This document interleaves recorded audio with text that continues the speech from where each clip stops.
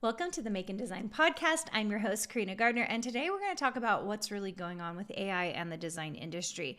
Now, a couple of years ago, people were freaking out. AI is going to take the design industry's job. And that's actually not what has happened. And there are certain careers that I think are looking better and more lucrative for designers than ever before. And so I want to talk about some of the things that we've seen change and why it's harder and easier to be a designer right now. So if you're listening to this, many of you know that I am the CEO of the University of Arts and Design, and I own a program called Design Suite, and we train up designers to have design businesses.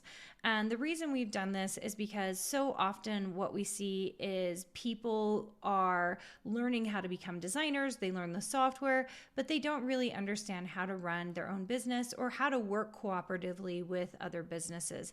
And because of that, there's kind of a big gap in marketing operations knowledge for designers. And that's sort of what we bring to the field to make sure that our designers are really in the know and doing amazing things.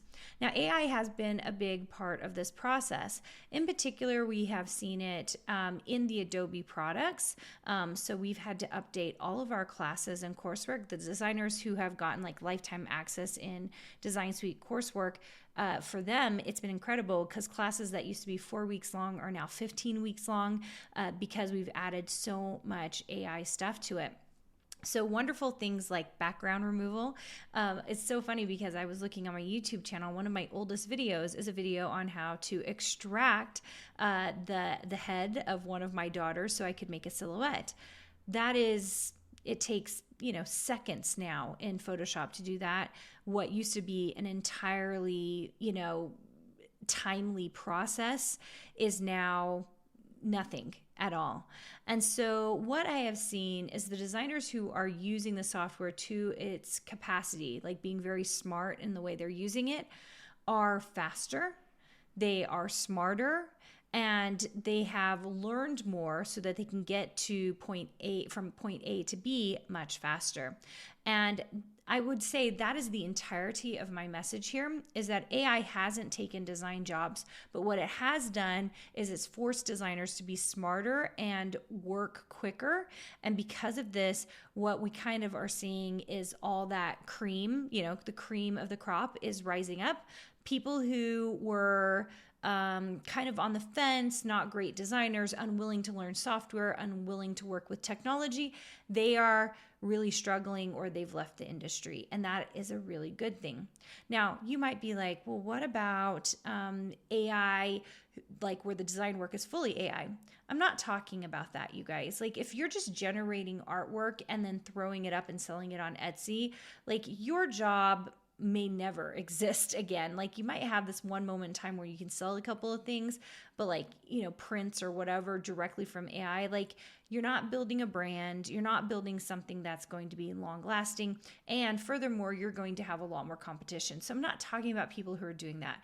I'm talking about people who have a unique style, who are designing and being smart for clients.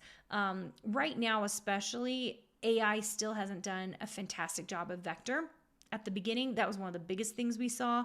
Production design. So anyone who's working in vectors, you're working on logo design or anything like that. I mean, your job was in no way in trouble because AI just can't do it. There's still also a lot of problems, of course. We're still seeing the 6 fingers and crazy things like that, weird distribution butts on the fronts of people and that kind of thing. So I'm not talking about that, you guys. I'm talking about people who are using AI to create stuff for their clients or create stuff for their own businesses that make a lot of sense. One of our adjunct faculty, we're talking about copy.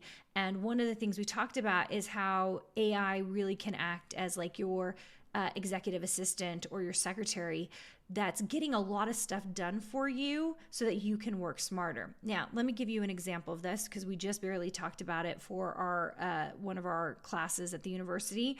One of the things that we're seeing AI really do well is help designers who aren't great with words or maybe not great with business now become better copywriters and become better wordsmiths and become better business owners, because now instead of, fiddling around until they could figure it out, there's someone they can ask. And really what we're seeing is that people who are using the AI smartly are moving much quicker in building their businesses than before. Before, it would take me, how long to write a set of email copy, because copy is not my strong point. Design is my strong point. Suddenly now I can write it quickly. I can edit it. We still aren't seeing copy coming out great, from AI, but it is starting the copy. And so by just having a starting point, suddenly I'm going a lot faster, and I'm seeing a lot of my other designers also go a lot faster. So, there's a business process that's becoming a quicker, smarter experience because of the use of AI. And then design process is also becoming a quicker process because of things like background removal, image enhancement, color correction stuff. There are really cool tools out there that are helping with custom color palettes. So there's just a lot of uses right now for AI that's really awesome. And then, of course, there's the marketing aspect. So we have a membership called Marketing for Creatives, and we actually have a challenge, you guys. It's only $3. So if you want to go check that out, it's designsuitecourses.com/MCM. So go check that out. It's really great. It's $3, and we teach you about getting started. But AI has been fantastic for helping develop and create content much quicker. I use a specific AI that helps generate and create some of my Instagram posts for me, which is absolutely incredible. And depending on the types of content you want to generate, AI can be a really helpful tool to get you there faster.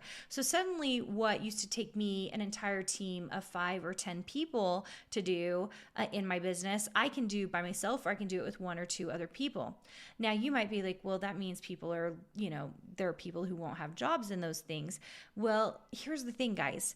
There are still jobs. You just have to be good at the AI around it so that you can utilize it and make the most for business owners, right? If you're going to work for someone else. But since most of you are designers, this should be a huge thing for you, because suddenly you can do your marketing much faster. You can run your business much smarter, and your design work should go much quicker.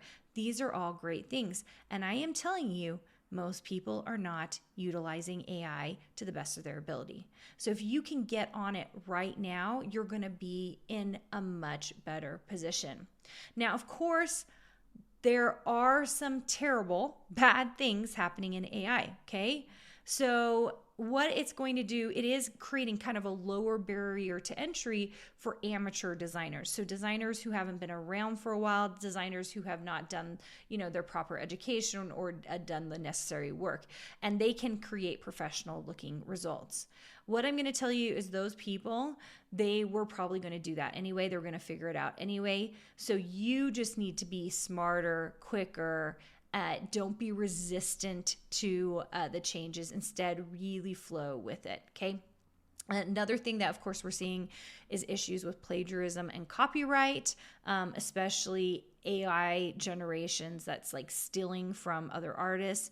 So there is a lot of questions around authenticity, ownership, and credit. And so what I'm going to tell you is what I always talk to all of my designers about, whether you're in surface pattern design, die cut design, laser design, clip art design, sticker design, whatever design you're in, is you should have a good portion of your artwork should still be yours, okay? It should still be yours. If you are using AI, it should be used as inspiration. It should be used as getting you started. But most of the artwork really should be yours, if not all of the artwork. Instead, we should be using AI as this assistant that's going to help us get to where we need to go faster, okay? And if you're really wondering, what we're seeing is the people who are still needed in the industry, you guys, business owners and designers who are doing it on their own. Yes, like you guys are still rocking out. what you're going to see is a lot of designers who are kind of like early designers, people who are willing to do whatever, like, a job for $20 to do a logo design. Like, that's going away because those people are being replaced by AI. So if you are one of those people, like on Fiverr or something, like that might be more difficult. But in particular, graphic designers in general are still needed because like AI is just not producing what is needed for companies. And secondly, I would really say those of you who are creative directors, creative direction is not going away. If anything, with AI, it's making it a little bit more complicated, and creative directors are having to juggle more things. That means they're in higher demand.